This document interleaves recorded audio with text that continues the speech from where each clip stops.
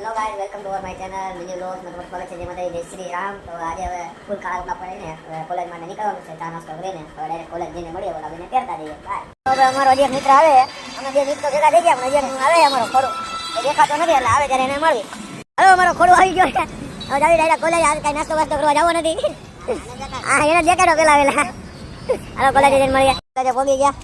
હવે જઈએ લેક્ચરમાં. પાછા હવે તો વેલા છૂટી જવાનું, એટલે વેલા હાર મળશું. બાય. છૂટી ગયા. હવે અમે તને જાવી કે બધું નાસ્તો કરવાનો.